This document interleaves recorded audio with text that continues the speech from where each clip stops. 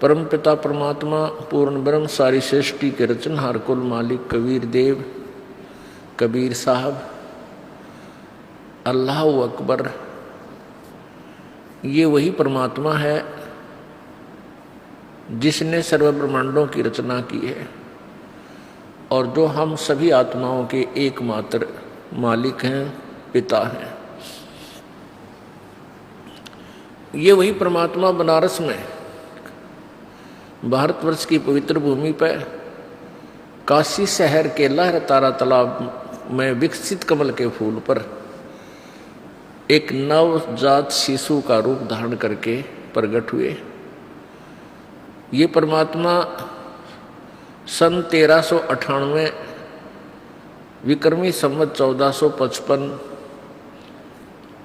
ज्येष्ठ सुदी पूर्णमासी को अपने निज धाम सतलोक रतधाम वहाँ से चलकर आए और बनारस में काशी में एक लहर तारा तालाब के अंदर विकसित कमल के फूल पर नवजात शिशु के रूप में प्रकट हुए। परमेश्वर ने अपनी अमृतवाणी में, अपने उस सूक्ष्म वेद में हमें ये ज्ञान दिया है कि तुम यहाँ के निवासी नहीं हो, तुम गलत स्थान पर आकर के फंस बैठे हो। और काल भगवान ने, इस ब्रह्म भगवान ने आपको यथार्थ ज्ञान से वंचित रखा हुआ है। ना किसी विद्वान को पता, ना मैं ऋषि को ज्ञान कि ये अभी तक ये आत्म ज्ञान से भी कंसेप्ट क्लियर नहीं कर पाए हैं, आत्म ज्ञान के ऊपर ही उलझे हुए हैं। आत्म ज्ञान क्या होता है? आत्म ज्ञान है अपने विषय में जानकारी। भाई मैं कौन हूं, कहां से आया हूं और यहां मेरा क्या उद्देश्य है, इस गहराई तक भी नहीं पहुंच पाते हैं। जैसे अब आप मनुष्य शरीर में जन्मे हो, इसमें कितनी आपदाओं को आप झेलते हुए अपने जीवन रूपी सफर में यात्रा कर रहे हो। जब तक इस प्राणी के पुण्य चलते हैं, प्रारब्ध में जो लिखे हुए पुण्य चलते हैं, तब तक तो ये प्राणी बहुत सुखी नजर आता है। किसी के पास उच्च पोस्ट होती है क्योंकि वो पिछला पुण्यकर्मी प्राणी है, बहुत अच्छे संस्कार हैं उसके, वो पिछले जन्मों में की हुई बैटरी चार्ज आज बगैर चार्जर के भी वो काम कर रही है, क्योंकि वो पहले संग्रह कर चुकी है एनर्जी। उसके आधार से वो प्राणी वो बहुत सुखी भी है, अच्छी पोस्ट है या कोई अच्छी फैक्ट्री लगा रखी है, बच्चे भी नेक हैं, अच्छे एजुकेटेड हो गए, बढ़िया पोस्ट प्राप्त होगी, उनकी शादी भी, जैसे हम जिनको उच्च घर मानते हैं माया के धनवंतों को, उनमें अच्छे घरों में उनकी शादी भी होगी, ब्याह हो गया। ये उन सभी बच्चों के पूर्व जन्म के पुण्य हैं और उस प्राणी के जिसके वो बच्चे हैं। तो उसमें वो प्राणी जो सुख महसूस करता है, इस झूठे सुख को ही सुख मान रहा है, वो सोचता है कि जो पूजाएं मैं करता हूं, तब तक वो ये सोचता रहता है कि जो साधनाएं हम परंपरागत करते हैं, जैसे ये दास पहले हनुमान जी का पुजारी था, बाबा श्याम जी का पुजारी था, भगवान श्री कृष्ण, भगवान विष्णु, भगवान श्री राम, भगवान शंकर जी और बाकी ये दुर्गा माता, दोनों सा भी देवता सुप्रसिद्ध सा नजर आ था, उसी के हम पुजारी थे। और कोई भी घर में सुख होता था, संतान उत्पत्ति है, फिर नौकरी प्राप्ति, 2 पैसे, कोई मकान प्लाट बनाना, तो ये सब सुविधाएं हमें मिली। तो ये सोचा करते कि हमारे जो ये भगवान हैं, हम इनकी जो पूजा करते हैं, इससे हमें ये लाभ दे रहे हैं। तो ये हमारी भूल थी। तत्व ज्ञान के बिना, तत्व ज्ञानहीनता के कारण हम ऐसे विचार रखते थे। और फिर साथ में ये भी कहते थे, कोई व्यक्ति दुखी दिखाई देता था, आम व्यक्ति कहता था भाई तेरे कोई पिछले जन्म में तूने पाप कर रखे, और कोई सुखी नजर आता था तो उसको अन्य व्यक्ति कहते थे भाई घने बढ़िया कर्म करके आ रहा है यो, इसको इसके ठाठ हो गए। यानी वो पिछले जन्म पुण्य और पाप आज वो अपना रंग दिखा रहे हैं। तो जब तक ये प्राणी सुखी है, इस सांसारिक सुखों को सुख मानते हैं, कैसे अच्छी कोई पोस्ट मिल जाए, 2 रोटी का साधन हो जावे, नौकरी मिल जावे या कोई और धंधा बढ़िया हो जावे, फिर संतान यानी सबसे पहले पुत्र हो जावे, फिर पुत्री हो जावे, और एक कार या कोठी हो जावे, इस झूठे सुख को ये सुख मानता है। तो ये सुख, और दूसरा इस महादुखी है। अब दूसरे के पास ये सुविधा नहीं है, कोई बेचारे का हाथ कटा है, किसी की आंख नहीं है, किसी की दोनों टांग नहीं है, कोई किसी की दोनों आंखें नहीं है, और किसी के पास हैंड टू माउथ है, यानी गुजारा भी ना चलता, कोई कागज चुप के अपना गुजारा कर रहा है। तो ये पिछले जन्म का उसके पास कोई पुण्य है ही नहीं। कुछ ऐसे संस्कार होते हैं, 2 प्रकार से मानव शरीर मिलता है, आज आपको वही डिटेल बताएंगे।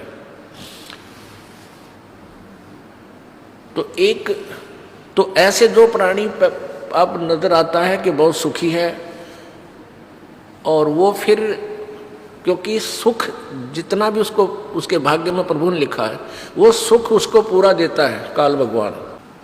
कई अच्छे अधिकारी, कई बड़े सेठ देखे हैं कि उनके सारे जीवन में कोई विशेष आपदाएं नहीं आई, और लास्ट में कति अंत में उनकी वो दुर्गति देखी है कि उसको देखकर कलेजा मुंह को आवे। और कुछ ऐसे भी पुण्यकर्मी प्राणी थे कि वो पहले सारे जीवन में भी स्वस्थ भी रहे, और उनके संतान भी अच्छी रही, ठीक रही, और मृत्यु अंतिम श्वास भी अचानक हार्ट अटैक से वो चले गए, यानी बुढ़ापे के कोल्लू में नहीं पिड़े। तो यहाँ जो तत्वज्ञानहीन प्राणी जो भक्ति से दूर हैं, वो क्या कहते हैं कि भाई वो भक्ति करता था, वो तो भुगत का मरा, और देख यो कति भक्ति नहीं करता था, और अचानक किसी सुथरी मौत आई, बहुत बढ़िया मृत्यु आई इसकी। तो पुण्यात्माओं, ये दंत कथा है, लोक वेद है, किंवदंतियां हैं ये सारी। जिस व्यक्ति ने कभी साधना कैसी ही नहीं की, और ठीक है बुरे काम भी नहीं करे, वो पिछले जन्म का अच्छा संस्कारी प्राणी था, और पिछले पुण्य कर्मों के से उसका स्वभाव भी अच्छा था। इस जन्म में भक्ति नहीं की, लेकिन पाप भी विशेष नहीं किए। तो पिछले पुण्य जब तक उसके चले, ये जीवन बिल्कुल पूरा का पूरा जीवन भी हमें ऐसा लगा जैसे वो सुखी ही रहा। अब वो बैटरी उसकी डिस्चार्ज होगी, अगले जन्म में हो सकता है कोई जन्म मनुष्य का उसका शेष रह रहा हो, वो भी मिल सकता है ऐसे प्राणी को। और फिर अगले जीवन में, क्योंकि ये रेट का कुआं है, नीचे भरो ऊपर खाली, नीचे भरो ऊपर खाली, ये कौन अंत थोड़ा ही है इसका। तो फिर उसके ऊपर ना जाने कितना दुख आवेगा। तो ऐसे ही जो प्राणी हमें सुखी नजर आवा था और भक्ति भी करता था, जैसी भी परंपरागत साधनाएं, जैसे साल भर में 1-2 बार तो कहीं इष्ट धाम पर जाते हैं, मत्था टेक आते हैं, सारे बच्चा के तलक लगा देते हैं, सबकी दोक वहाँ लगवा लेते हैं। तो ऐसी साधनाओं को हम फाइनल मान चुके थे, या बहुत है। या कोई और अच्छी आत्मा थी, वो अपना को हनुमान चालीसा कर लेता था, हमारे जैसा कोई गीता जी का पाठ कर लेता था, शिव पुराण, विष्णु पुराण आदि इन ग्रंथों को पढ़ लेते थे। तो ऐसे हम अपनी एक जीवन शैली को निभा रहे थे, और ये सोच रहे थे कि हम कुछ तो कर ही रहे हैं। पुण्यात्माओं, बुद्धिमान व्यक्ति जो तत्व ज्ञान से परिचित हो चुके हैं वो तो समझ चुके हैं ये दास क्या बताना चाहता है, और जो नए आए हैं उनके लिए ये अध्याय आज खोला जा रहा है। अब जैसे एक बैटरी होती है, उस बैटरी के साथ एक चार्जर लगाया जाता है जो बिजली से कनेक्ट किया जाता है, पावर से, और जिसके कारण वो बैटरी चार्ज हो जाती है। वो चार्ज हो जाने के बाद चार्जर हटा दिया जाता है। उसके बाद वो बैटरी बगैर चार्जर के भी पंखे भी चलाती है। जैसे इन्वर्टर आजकल एक विशेष यंत्र बन गया है, तो वो इन्वर्टर लाइट भी चली जाती है तब इन्वर्टर का काम शुरू होता है। तो उसमें चार्जर लगा भी है चाहे नहीं लगा है, वो चार्ज नहीं हो रही है तो फिर भी वो अपना काम कर रही है। पंखा भी चल रहा है, कोई कूलर भी चल रहा है, बल्ब भी जग रहा है, नो प्रॉब्लम। और यदि उस बैटरी का फिर चार्जर ना लग रहा हो या पावर से जोड़ा नहीं हो उस चार्जर को, तो फिर जब तक वो बैटरी चार्ज रहेगी तब तक तो सारे काम होते नजर आएंगे।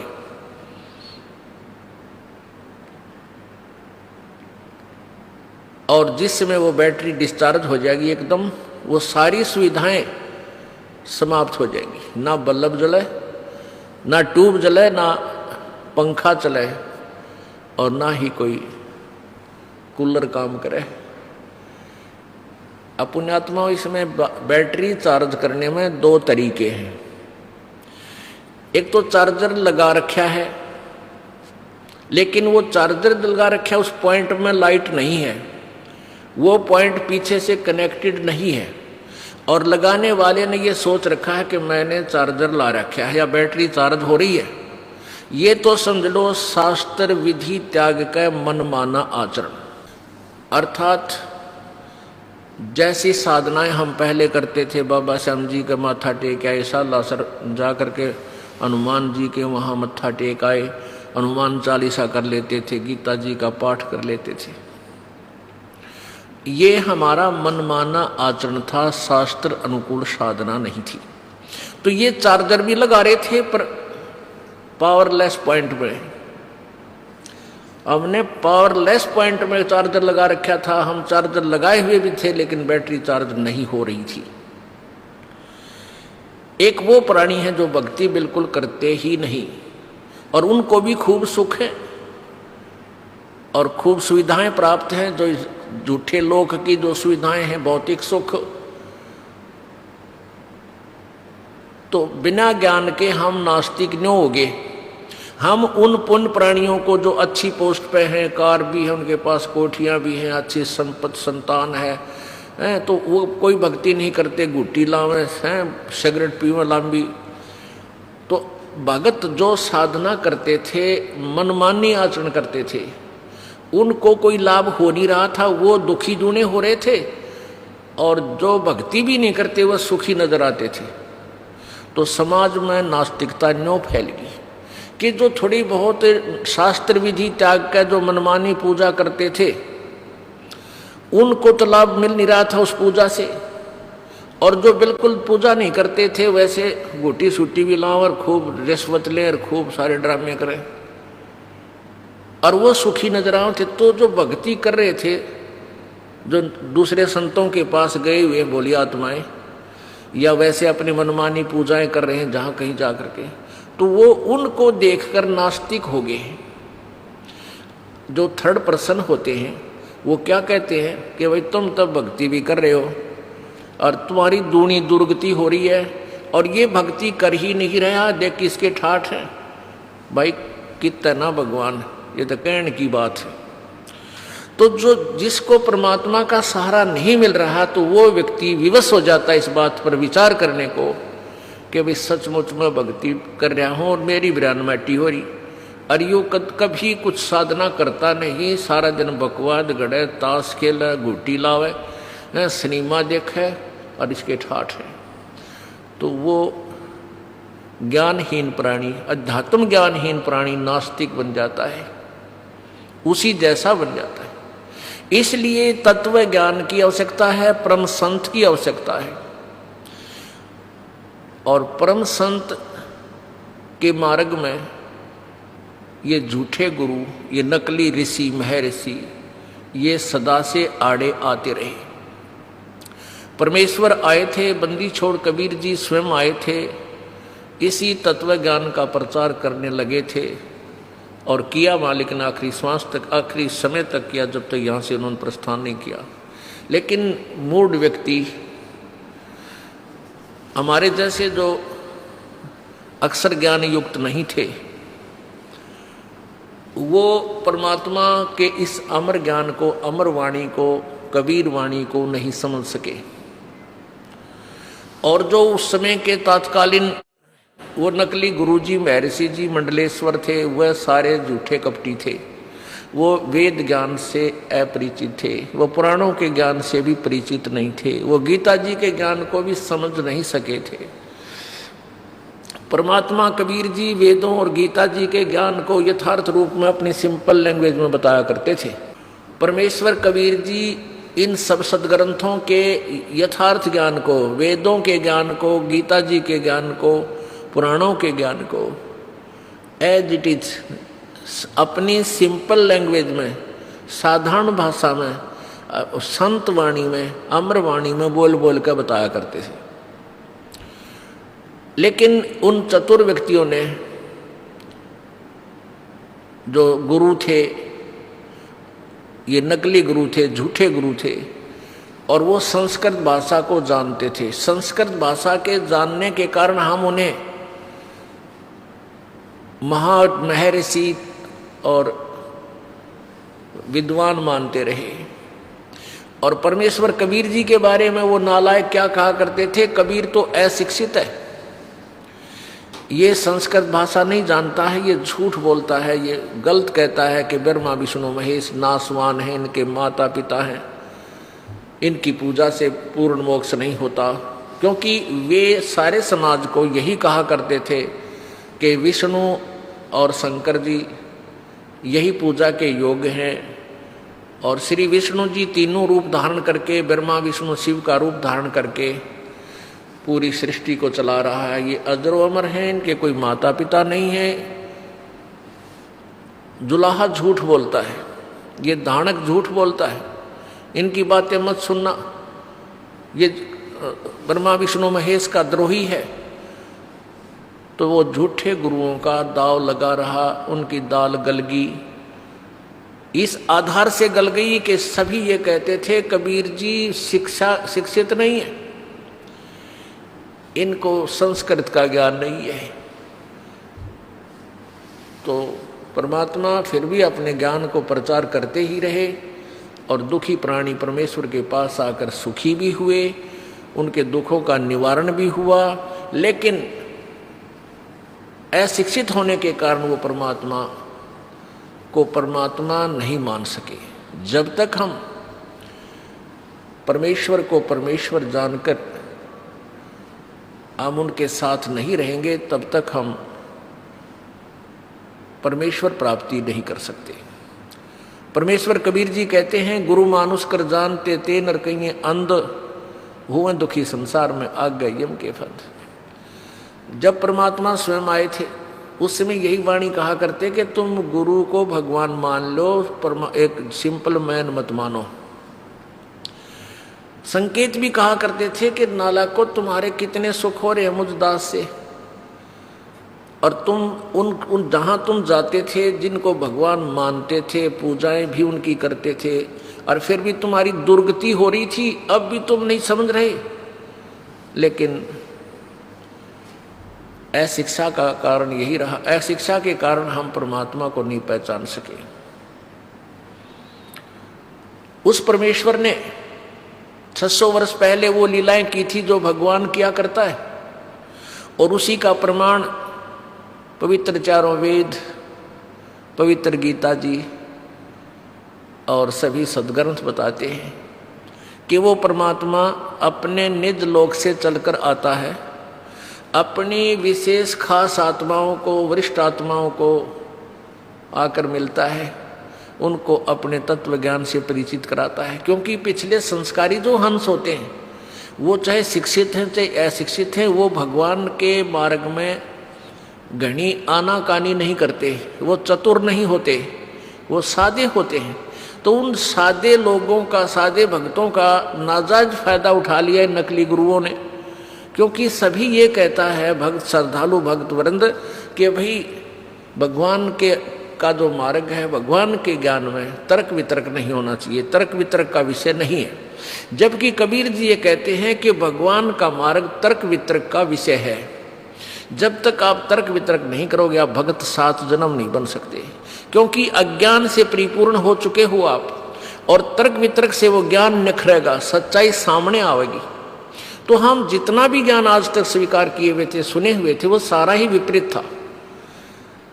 तो जिस कारण से हम अपने लोक नहीं जा सके जहां हम सदा सुखी रहते।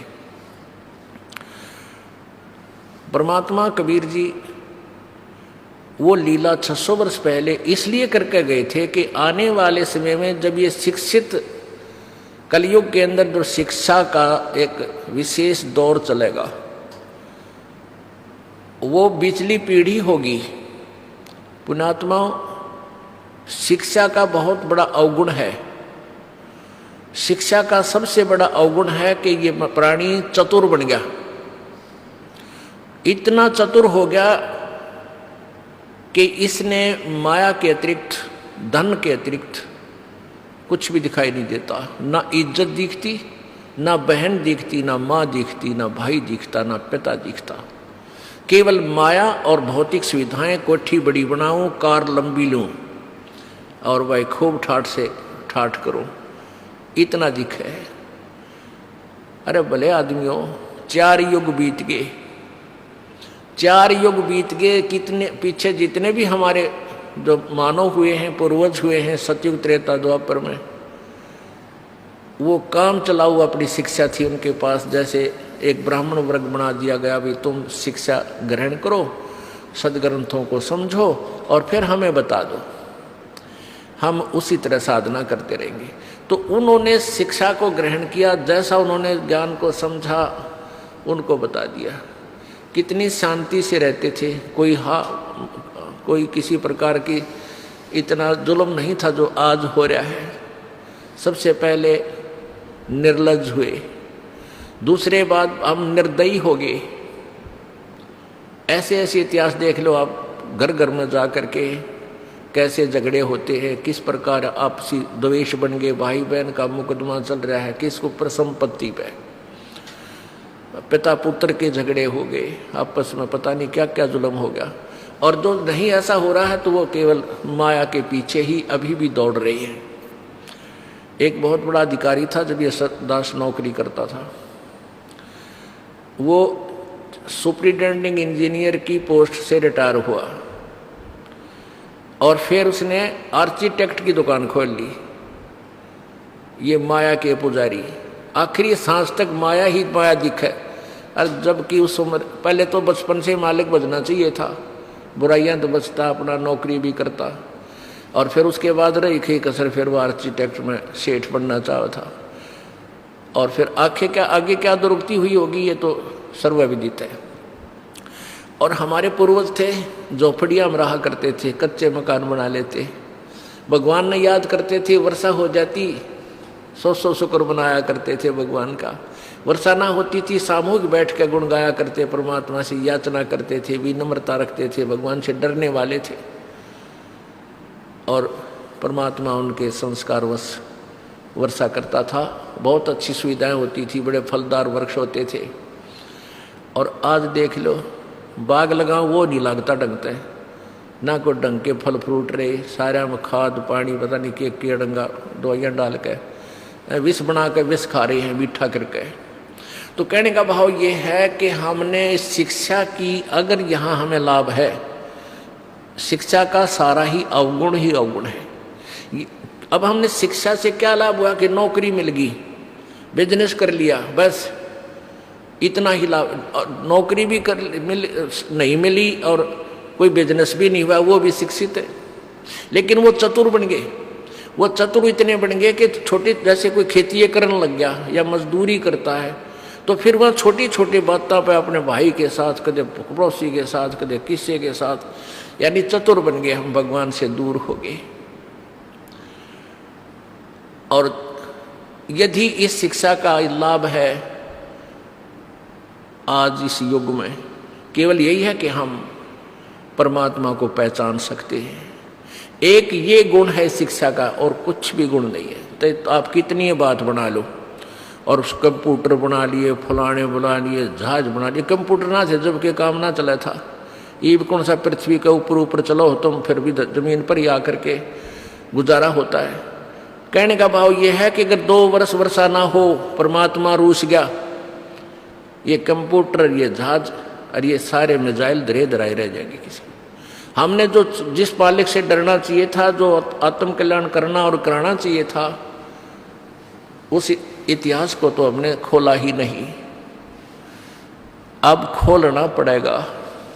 अब व्यवस्था हो जाएगी हर एक प्राणी की। अब प्रत्येक क्षेत्र में आप जाकर देख लो, विशेषकर इस करोथा कांड के बाद हमारा एक बिटर एक्सपीरियंस हुआ, और जिससे ये पता लगा कि कहीं न्याय नाम की चीज नहीं इस पृथ्वी पे है। परमात्मा कहते थे वह वाणी आज 100% सिद्ध होगी, निरंजन धन तेरा दरबार, जहां तनिक नहीं न्याय विचार। इतना भी न्याय नहीं है इस पृथ्वी पर किसी के पास भी, चाहे को कितनी बात बनाता हो। तो ये चतुरता, ये नीचता आ गई। प्रत्येक प्राणी डरता नहीं भगवान से, भगवान का भय निकल गया, और पाप पे पाप इकट्ठा करता है। और फिर क्या बनता है, कुत्ता बने, खाज लागे, सिर में कीड़े पड़े, जबान पे कीड़े पड़े इन दुष्टों के। आज देखते ऐसी बुरा हाल हुआ आता है यहाँ प्राणियों का, हमें भी रोना आ जाता है, लेकिन हमें पता है कि पिछले जन्म में कभी परमात्मा के द्रोही रहे होंगे ये दुष्ट। ठीक है, प्रभु फिर दयालु है क्योंकि उसके बच्चे हैं ये सारे। वो इतना दयालु है क्योंकि ये इसके बच्चे हैं, वो पिता है। पिता 100 अवगुण भी कर दे पुत्र या पुत्री तो भी उसको माफ कर देता है। और कबीर, और वो परमात्मा, वो तो परम पिता है, वो तो लाख और करोड़ अवगुण कर दे तो भी माफ करता है। तो इसलिए हमें तत्व ज्ञान की आवश्यकता, ताकि हम बुरा काम करते समय डरे, हमारे हाथ कांप जा, उस जुल्म को हम नहीं करें। क्योंकि हमें पता लग जाएगा विष खाया है तो ये मारेगा, तो विष से हम कितने डरते हैं। ऐसे ही हम पाप कर्मों से डरा करेंगे जब हम तत्व ज्ञान से परिचित हो जाएंगे। तो आज इस शिक्षा का यदि हमें लाभ है तो हम भगवान पहचान सकते हैं, और ये एक अनमोल गुण है शिक्षा में। आज पहले भी भगवान स्वयं आए थे, परमात्मा स्वयं आकर ही इस ज्ञान को प्रचार कर सकते हैं। न इस ज्ञान का जुबान भी नहीं खोल सकता इंसान, ये इतना कड़वी दवाई है। और परमात्मा नहीं आते हैं तो वो अपना कोई खास रिप्रेजेंटेटिव भेज देते हैं, तो उसके साथ रहते हैं। कहते हैं कि मम संत मुझे ही जान मेरा ही स्वरूपम, जो बच्चा गऊ की नजर में यूं साईं को संत, और भक्तों के पीछे फिरे वो भक्त वत्सल भगवंत। अब कहने का इस सारे विवरण का तात्पर्य है कि आज शिक्षा से हम परमात्मा पहचान सकेंगे, और इस शिक्षा का कोई लाभ नहीं। अब शिक्षा का के लाभ ना, जैसे डॉक्टर बन गए, अब देख रहे डॉक्टरों का की हाल है। भगवान, हे परमात्मा, कलेजा मुंह को आता है। डॉक्टरी लाइन में जो बच्चा जाता है उसके मन की छलांगें क्या होती हैं कि अपना या तो नौकरी लगूंगा, नौकरी लग गया तो 50-60 हज़ार रुपये तनख्वाह होगी MBBS करके, और या फिर अपना प्राइवेट बिजनेस कर लूँगा, हॉस्पिटल बना लूँगा। और उसमें क्या क्या ये करते हैं ये लोग, आप इन डॉक्टरों के पास जाकर देख लो। भगवान करा किसी का पाला ना पड़े, और दुर्भाग्यवश जाना भी पड़ जाता है, तो वो क्या कर रहे हैं। हाय हाय, ये डॉक्टर यानी वैद्य का काम, पहले वो पुण्यात्मा अशिक्षित एक दूसरे से वैद्यगाई सीख कर एक समय देते थे पूरे गांव को, कि इस समय आ जाइयो भाई, फ्री दवाई दूंगा। जड़ी बूटी जंगल से तोड़ कर लाता था, कूट पीस कर तैयार करता था, पुड़ियाएँ दवाई बनाता था। और कारगर दवाइयाँ होती थी, क्योंकि वो निष्कपट भाव से एक परमार्थ के तौर पे वो दवाई देता था और उसको आराम होता था। यानी बाद में उसमें भी थोड़े बहुत रोजी रोटी वाले आगे थे, लेकिन इतने कसाई नहीं थे। और अब देखते हैं डॉक्टरों का, हे भगवान, एक दिन समाचार पत्र में आ रही थी, दवाई 2 रुपये की गोली और ले में उसके 27 रुपये। अरे थरा गजब, गरीब आदमी पहले तो वैसे मर ले, बुखार बीमारी हो जाता है, रही खे ये डॉक्टर मार दें। तो इनका आगे चल के क्या बनेगी? इतिहास परमात्मा का विधान बताता है कि ऐसी जुनी को प्राप्त होंगे, इनका कोई ट्रीटमेंट भी नहीं होगा। जैसे कुत्ते बन गए, गधे बन गए, कि तो सुअर बन गए। वो आप जिनका जस्ती को ना आज यकीन नहीं होता, क्योंकि हमारे ऊपर जब तक बिजली ना गिर ले हम डरते नहीं। और डरना तो पहले है कि वो ना गिर पावे हमारे ऊपर, उसकी कोई बचाव बने। गिरने के बाद डरना हो तो फिर स्वाभाविक है, डरो चाहे ना डरो तो काम हो ही गा जो होना था। तो सत्संग में आने से प्यारी आत्माओं आपको डर बनेगा। और जो प्राणी नाम भी ले रहा है सत्संग में नहीं आता है वो, क्योंकि कुछ दिन तो ये प्राणी जो भी नाम लेता है कंटिन्यू, साल 2 साल 3 साल तो वर्ष तो बहुत श्रद्धा से आता है। और फिर क्या होता है कि भगवान उसके वर्क डन का फल देना शुरू कर देता है। पहले तो अपने कोटे से देता है, फिर उसका बोया हुआ वो बीज अपना किया कर्म प्रफुल्लित होने लग जाता है, तो फिर उसको सुख होने लग जाता है। फिर वो सत्संग पर रुचि नहीं देता इतना, वो सोचता है सत्संग तो मैंने सुन रखे हैं, गुरु जी सही बात बतावे हैं और उनने जो बताया हम सुन लिया, सारे ज्ञान हमें हो गया और हम भक्ति कर ही रहे हैं। नहीं, यह भी उसकी महाभूल है। जब तक आप यहाँ आकर सत्संग नहीं सुनोगे, आप 2 4 10 दिन या महीने 2 महीने 6 महीने साल में आप बहुत कोसों दूर हो जाओगे भगवान से। यहाँ नहीं आओगे तो भी सुख होगा, क्योंकि आपने कुछ कमाई ऐसी कर ली, हो सकता है इस जीवन में भी आपको 2 3 साल किया हुआ ये पुण्य आपको पूरा जीवन सुख दे दे। लेकिन आप परमात्मा से दूर होगे। वो चार्जर कट गया, आपका चार्जर नहीं रहा, कनेक्शन कट गया। और आप समझ रहे हो मैंने चार्जर लगा ही रखा है, लेकिन पीछे से आपकी करतूतों से कनेक्शन कट गया, पावर को नहीं, उस पावर प्लग में जिसमें आप चार्जर लगाए बैठे हो। अर्थात आप समझते हो कि हमने नाम ले ही रखा है, हमें सुख भी हो रहे हैं, भगवान पूरा सहारा दे रहा है और पहले हम दुखी थे। तो इसलिए सत्संग में आने से आपको लाभ मिलेगा। ये मन बहुत बदमाश है, ये दुबक जाता है कुछ दिन, ये चुप बैठ जाता है और जब आता है समय उसी समय इसको फिर परेशान कर जाता। आज का जो प्रसंग है हम ये बताना चाहते थे आपको, मानुष जन्म दुर्लभ है भाई मिलन बारंबार, जैसे तरवर से पत्ता टूट गिरे वो बोर न लगे डारे। इन बातों को बहुत गहराई से सोचा करो। ये बातें कहन सुन की नहीं है भाई, कर पाड़न की है। परमात्मा स्वयं आए, उनका क्या उद्देश्य था इस गंदे लोक में आने का, कबीर जी का। और परमेश्वर ने यही कड़वी दवाई यानी ये मेडिसिन तत्व ज्ञान वाली परमात्मा ने उस समय समाज को देना चाहा था, लेकिन इन नकली संतों ने समाज के अंदर ये ज्ञान, ये कड़वी दवाई यानी रोगनाशक औषधि प्रवेश नहीं होने दी। और उस परमेश्वर ने इसीलिए इस समय को चुना और उसी परमेश्वर ने मानव को बुद्धि दी है कि ये कंप्यूटर बना ले, टेलीविज़न बना ले, सैटेलाइट बना ले, जहाज में सैर सपट्टे कर ले। ना वो ये मनुष्य थे पहले वाले के, मनुष्य का आँख ना थी, का हाथ नहीं थे, या कोई उनका कोई अंग कम था जो आप व्रत कलयुग वालों को ज़्यादा लगा है। नहीं, ये कलयुग पहले निर्धारित था और ऋषियों ने बता रखा था कि इसमें मशीनरी युग होगा। तो जैसा भी समय आता है परमात्मा ही मानव को बुद्धि दे करके वो विकसित करता है, वो सब इंस्ट्रूमेंट वही बनवाता है, या भूल है प्राणी की कि वो कुछ बना ले। और ये समय था, बनाना ही था। तो इस टेलीविज़न का और इस कंप्यूटर का और इस शिक्षा का अब बहुत अच्छा सदुपयोग होगा। अब ये परमात्मा का ज्ञान पूरे विश्व में फैलेगा और उसका माध्यम ये टेलीविज़न ही होगा। इसलिए परमात्मा ने ये टेक्निक इस मानव को दी थी। अब परमेश्वर ने अपना जो वास्तविक ज्ञान था वो 600 वर्ष पहले दे दिया। जब परमेश्वर यहाँ आए थे 600 वर्ष पहले, तो एक दिन में वो हजारों जगह प्रकट हो जाते थे,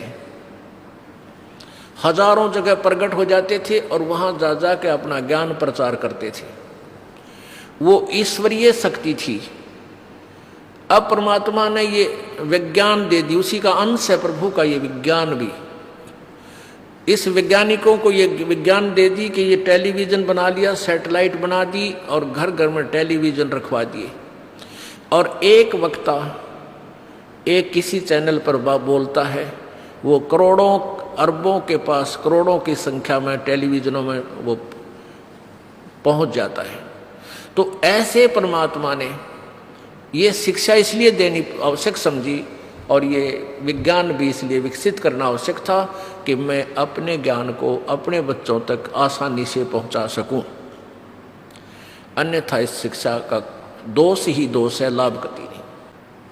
अपने आत्माओं, इंसान जब भगवान से डरने वाला हो जाएगा तो 90% झगड़े खत्म हो जाएं, घर के भी समाप्त हो, घर में भी जो आपस में कलह है या समाप्त हो जाएगी और आपसी द्वेष समाप्त हो जाएगा। अंदर से दया उपजेगी। कोई बीमार दुखी दिखाई देगा, सास ननद या कोई भी पड़ोसी या राह चलता, उसकी मदद को दौड़ा करेंगे लोग। और अब एक्सीडेंट हो जाता है, आदमी मरा पड़ा, मरने को हो रहा है और साथ में नो ची ची भागे जा रहे हैं, नो देख ले एक्सीडेंट हो गया, एक्सीडेंट हो गया, चल चल चल जल्दी कर वहाँ पहुँचना। और पहले टूट का पड़ जाया करते थे। तो ऐसे एक भक्त बता रहा था कि मेरा शाम में एक्सीडेंट हुआ और सुबह तक मैं भुगत रहा, तड़फ रहा, कोई निकट नहीं आया। सूर्य उदय हुआ, जब घर वालों को पता चला भी नहीं आया, ढूंढते ढूंढते ऐसे वहाँ पहुँचे, जब मुझे उठा के लाए, बस एक आध सांस ही रह रहा था, मेडिकल तक पहुँचा इतने। तो पुण्यात्माओं, हम निर्दयी हो गए, डर रहा नहीं भगवान का। दया धर्म का मूल है, पाप मूल अभिमान, और तुलसी दया ना छोड़ियो जब लग घट में प्राण। अब परमात्मा क्या बताते हैं कि मानुष जन्म दुर्लभ है, ये मिला न बारंबार। जैसे तरवर से पत्ता टूट जाए वो बहर नहीं लगता डार। आप अपने परिवार में रह रहे हो, बेटा बेटी, कार कोठी, पति पत्नी, माता पिता, रिश्तेदारी, कोई मित्र दोस्त सहेली, आपका कितना अच्छा दिल लग रहा है, आप बहुत अपने आप को आनंदित मान रहे हो, और अचानक कोई रोग हो जाता है, जानलेवा, कैंसर। और कैंसर होगी, 1 2 4 हॉस्पिटलों में भी ट्रीटमेंट हो चुका, कोई राहत नहीं। तो फिर क्या सोचता है कि मेरा ही समय निकट आ गया। और घर वालों को पता है कि कुछ दिन का मेहमान है। उस अतिथि में सोचे अपने आप को उस अतिथि में ले जाकर सोचो कि ये अतिथि किसी के साथ भी हो सकती है। अपने परमात्मा में रुचि बनाने के लिए हमने इन फॉर्मूलों का प्रयोग करना पड़ेगा। वैसे नहीं बात बना करती, ये ज्ञान वैसे नहीं दिया जा रहा। प्रभु का यहाँ आने का उद्देश्य यही था कि मैं ज्ञान प्रचार करूं। ना उनको क्या आवश्यकता थी आने की, एक खड्डी में बैठ कर कपड़ा बुनने की, एक झोपड़ी में निवास करने की, जो सारी सृष्टि का मालिक है। उसका उद्देश्य था कि मेरे बच्चे यहाँ महादुखी हैं, ये झूठे सुख को सुख मान बैठे हैं, ये नकली सुख है, कल को मृत्यु हो जाएगी, इनको मूर्ख बना रखा है इस काल ने। ये तेरा बेटा है या तेरी बेटी, ये तेरी कार, ये तेरी कोठी, और कल मृत्यु हो जाती है, उसका क्या है, नालायक का कुछ भी नहीं, कुछ नहीं। उस बोली आत्मा का परमात्मा हमें यही याद दिलाने आते हैं कि तुम धोखे में डाल कर यहाँ रखे हुए तुम्हें मूर्ख बना रखा है। और तुम्हारी बुद्धि इससे आगे सरकती नहीं। चारों युग में संत पुकारे कूक कहा हम हेल रे, हीरे माणक मोती बरसे ये जग चुगता ढेल रे। परमात्मा कहते हम चारों युगों में आकर आवाज लगा लगा कर समझाया, परंतु इनके एक नहीं समझ में आती, क्योंकि काल ने इतना प्रेशर डाल रखा आपके ऊपर, आपके बस की बात नहीं। हाँ, ये परमात्मा का ज्ञान, सूक्ष्म वेद का ज्ञान और ये मंत्र, ये एंटीबायोटिक है, ये एंटीबायोटिक वस्तु औषधि आप कानों के माध्यम से अंदर जाने दोगे तो एक दिन इसका समाधान हो जाएगा और आपको सच्चाई महसूस होगी कि सचमुच हम गलत फंस गए। तो ऐसी स्थिति में जो व्यक्ति आ जाता है कि अब मैं कुछ ही अक्षणों का, कुछ दिनों का मेहमान हूं, तब वो सोचता है, वो क्या बोलता है उसके विषय में परमात्मा बता रहे हैं कबीर जी। वो क्या बोलता है,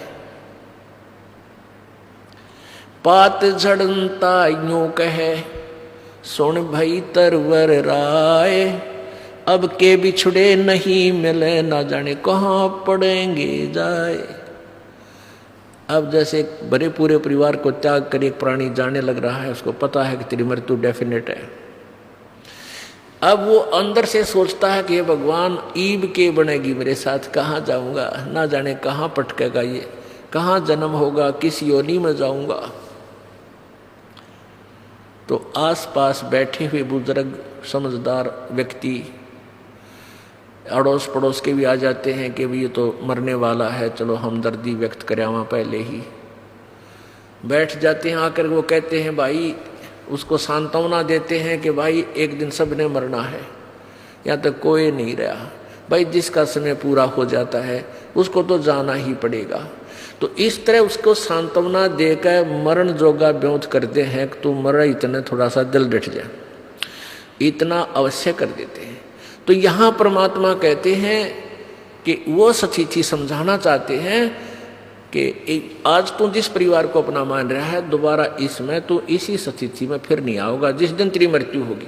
हाँ, अब रहते रहते सब कुछ कर, आप भी मालिक ने याद कर, अपने बच्चे भाई बहन बेटियों को, माता और पिता को भी मालिक के चरणों में लगा।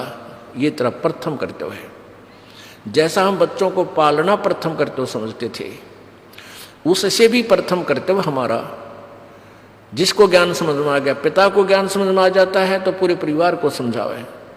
यदि पुत्र को ज्ञान समझ में आ जाता है तो पूरे परिवार को, माता और पिता से भी रह रह कर जिक्र कर मालिक का, समझाओ, उनको पता चला, ज्ञान दे के कल को बहुत दुरुक्ति होगी आपकी। ये हमारा प्रथम कर्तव्य है। और सेकंड कर्तव्य तो है ये, तो अपने बच्चों की परवरिश करना, इसमें तो दो राय है नहीं करेंगे फिर हम पेट कैसे भरेगा। तो हमारा एक वो है परमात्मा का दिया हुआ एक व्यवस्था है, इसमें तो हम करेंगे। और कुछ ऐसा भी है कि जिसके माता पिता बचपन से ही मर जाते हैं, दोनों ही मर जाते हैं, वो बालक भी अपने संस्कारवश बड़े भी होते हैं और वो अपना पूरा उनसे भी अच्छी तरह सेट होते हैं जिनके माता पिता जीवित हैं।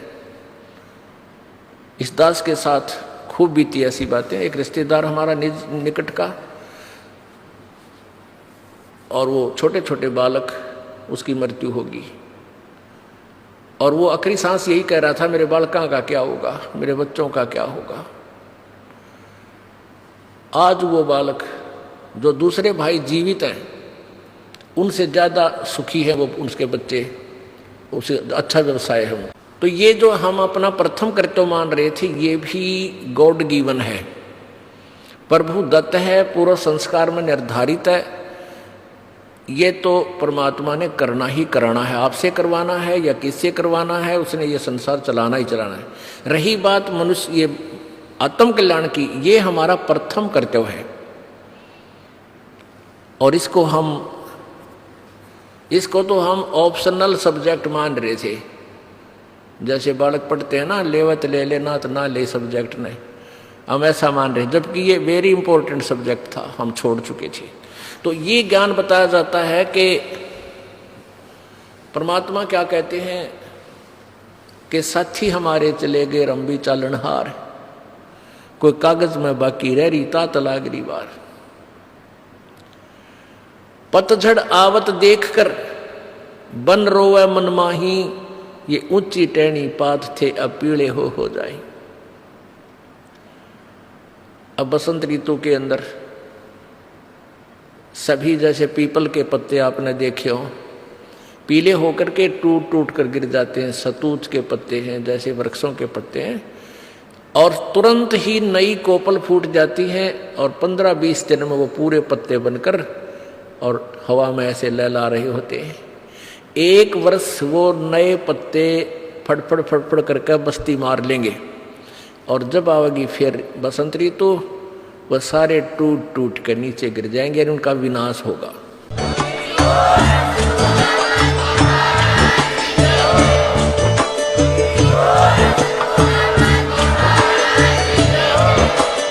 आप सुन रहे थे जगत गुरु तत्वदर्शी संत रामपाल जी महाराज जी के मंगल प्रवचन। अधिक जानकारी के लिए विजिट कीजिए हमारी वेबसाइट www.jagatgururampalji.org। संत रामपाल जी महाराज जी के शुभ आशीर्वाद से पूरे विश्व भर में 500 से भी ज्यादा नाम दीक्षा केंद्र हैं, जिन पर संत रामपाल जी महाराज जी द्वारा ऑनलाइन निशुल्क नाम दीक्षा दी जा रही है। अपने नजदीकी नाम दीक्षा केंद्र का पता करने के लिए संपर्क करें 8222880541।